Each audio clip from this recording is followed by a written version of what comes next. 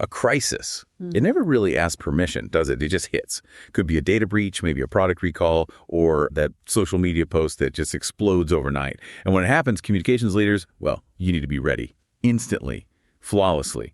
So today we're doing a really necessary deep dive. We're talking crisis management, specifically for marketing and comms pros. Our mission here, it's to give you a shortcut, really, a practical blueprint from the guides you sent us, something you can actually use to build a plan that protects your brand, its reputation, its stability from the inside out. Yeah, and maybe let's just start by defining what we mean by crisis management in this context. Essentially, it's the playbook, the process for handling a major, sudden, usually negative event. Think product recalls, data breaches you mentioned, maybe even PR scandals or legal troubles. Anything that really threatens the company's reputation or its ability to just operate. It was about controlling the narrative, right? Not just reacting. Exactly. It's about preparation. So when that moment does arrive, you're not scrambling, you're directing things. Your comm strategy becomes your shield, really, and your steering wheel. And the stakes are just massive. We've seen it happen. Without a solid plan, companies can just spiral. Internal chaos, bad messages go out. Oh, absolutely. Stakeholders get spooked, trust evaporates. And that brand damage, today, it can be almost permanent. But here's something really interesting, a piece of data that kind of flips the script on where the biggest risks actually lie. Yes, this is crucial. Research from the Institute for Crisis Management, it shows something quite surprising. A huge majority, 70% of organizational crises, they don't actually start from some big external shock. They stem from internal business issues that were mishandled. 70%. Yeah. Think about things like ongoing operational problems, maybe poor decisions by leadership, or even HR issues that weren't addressed. Only about 30% are those external things we often focus on, like accidents or, sudden scandals out of the blue. Okay, let's pause on that because that's 70%. That really challenges how companies maybe prioritize preparation, doesn't it? We all know you have to plan for the big external bang, the factory fire, the massive lawsuit. It looks good to the board, gets printed for insurance, but the big bang scenarios. But this data says the real danger most of the time is those mundane internal processes, the things left unfixed that eventually blow up publicly. So how do we as comms leaders kind of shift that focus, shift the budget maybe towards fixing those internal systems before they become crises without, losing support for planning for the major catastrophes too? That is the million-dollar question, isn't it? It's about reframing. Preparation isn't just about the external 30%. It's more about, let's call it systemic risk mitigation for that huge 70%. When you tackle those internal issues early, maybe it's a recurring supply chain flaw or a toxic team culture, you're actually preventing the crisis. So the plan we build needs that internal focus baked right in. It's foundational. That makes a lot of sense. Yeah. So stop seeing crisis management as just like the fire brigade for comms. Exactly. And start seeing it as almost a preventative quality check on the whole system. Yep. Okay, so let's get into the blueprint then. The core steps to build this foundation. Because we know when things go wrong, speed and clarity are everything. Step one really brings that 70% statistic home. Identify potential crises. Right. And this can't be superficial. It needs to be, a deep, honest look, not just the obvious industry risks like a recall in manufacturing or regulatory changes. You have to really audit the general stuff, too, the potential for internal cultural issues to spill out, ethical blind spots, those operational glitches that seem small now. Just listing them isn't enough, is it? You need to prioritize. The key tool here, the gold standard really, is the risk management matrix. It's not just a list. Think of it like a grid. You plot each potential crisis based on two things. Its potential impact, like is this an existential threat or just a headache? And the likelihood of it actually happening. So impact versus likelihood. Precisely. And this matrix is how you focus your energy. You should probably spend, maybe 70% of your effort here on auditing those internal systems. What is the likelihood of, say, a whistleblower complaint being fumbled? What's the impact if negative Glassdoor reviews aren't handled well? That kind of internal prep might save you far more than just modeling for, an earthquake that has a tiny chance of occurring. Okay, crystal clear. So once we've mapped out what could realistically happen, step two is crucial. Establish a crisis management team, the CMT. We know it needs people from across the business, leadership, legal, HR, comms, obviously. But for someone listening, maybe running a bigger company, what are the absolutely critical roles you must define? And maybe where do the typical conflicts pop up within that team dynamic? Good question. The roles need to be super specific. Non-negotiables. You need a designated spokesperson. Their sole job is handling the external message. You absolutely need a dedicated social media manager, someone glued to the real-time conversation online. A legal representative is essential, obviously, to navigate compliance and liability. And don't forget the internal communications lead. Keeping your own employees informed and aligned is critical to prevent leaks or just internal panic. Makes sense. Now, the conflict, where things often get tense and where leadership really earns its keep, is usually between legal and comms. Legal's instinct is often caution, limit liability, maybe say less. Right, keep it buttoned up.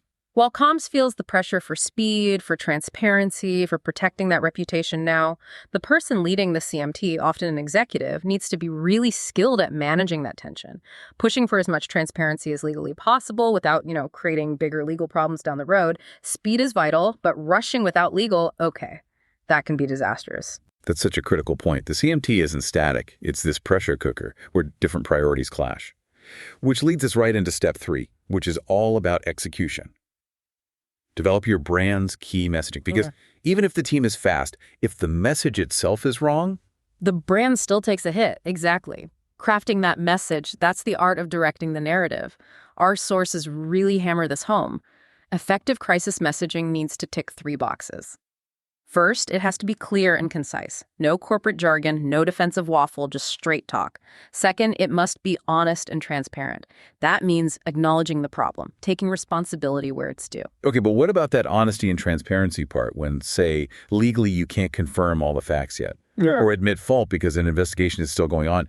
How do you balance that need for empathy and responsibility without jeopardizing the legal side? That's the tightrope walk, isn't it? Look, transparency doesn't always mean spilling every single detail right away. Sometimes it means being transparent about the process. So you communicate something like, we recognize the concern this has caused. We are investigating this thoroughly, and we are absolutely committed to making things right. You take responsibility for the impact on people, even if you can't immediately confirm the root cause. That shows action, it shows commitment. And often that rebuilds trust more effectively than, say, a premature admission that turns out to be partly wrong later. Got it. So transparency about the process, responsibility for the impact, that's actionable. And having pre-approved message templates for likely scenarios, the ones identified in your risk matrix, that seems essential for speed here. Oh, absolute critical. Adapt and deploy. Which brings us to step 4, really the front lines today. Monitor social media and public opinions. Because social media, that's usually ground zero, isn't it? Where the story breaks, where sentiment forms, where it spreads like wildfire. Your CMT needs tools for real-time monitoring, obviously. But the key insight isn't just watching the fire hose of comments. It's about having really clear rules on when and how to engage, right? Escalation paths. Precisely. You can't and shouldn't reply to every angry tweet or comment. That just fuels the fire. The smart strategy is about filtering.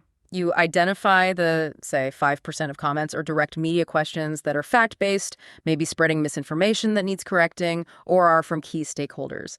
Those get a professional, measured public reply through your designated channels. You steer the narrative there, but the other 95%, the noise, the outrage, the opinions, you flag it, you log it, you monitor it, but you don't engage directly. You don't get drawn into arguments. Control comes from that deliberate professional restraint, choosing your battles. That idea of restraint, of proactive direction rather than reactive fighting, that really defines successful crisis comms. Okay, so let's say the immediate fire is out. The dust is settling. The real test of a strong organization, a learning organization, is what happens next. Every crisis, even one handled well, has to be a learning opportunity. So we shift now to that post-crisis analysis phase. Right. The job isn't done until you've learned everything you can. And there are 3 key review steps here. First, review the timeline. Literally map it out from the moment the issue was first detected all the way through containment and resolution. What are we looking for? Things like containment velocity. How fast did we get a handle on it compared to how severe we ranked it in our risk matrix? Where were the bottlenecks, the handoffs that slowed things down? Any weak spots in the response? Okay, timeline first, then we look outward, right? Step 2, analyze public response. And this isn't just like counting mentions, it's about gauging trust recovery. How did people react not just to the crisis, but specifically to our response? Did the messages land? Did our actions match our words?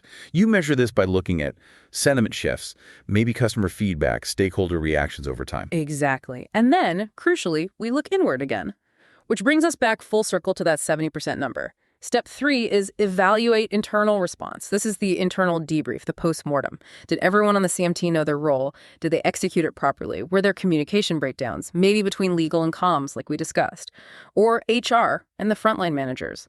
This feedback is gold. It feeds directly back into step 1, refining that risk management matrix, and more importantly, fixing those internal systems or processes that maybe allowed the crisis to happen in the first place. It really drives home that crisis management isn't just some optional add-on. It's absolutely core for comms leaders today. Being proactive, having that clear practice plan, and then communicating with honesty and empathy when things do go wrong, that's how you protect your brand's most valuable asset. It's trust, especially when you know it hits the fan. Absolutely. And maybe, just to leave our listeners with a final thought, circling back to that really striking statistic, if we accept that 70% of crises bubble up from internal mishandling, it poses a pretty critical question for you as you think about your own readiness. How often are you actually drilling your plan, running realistic internal simulations focused on those potential internal failures?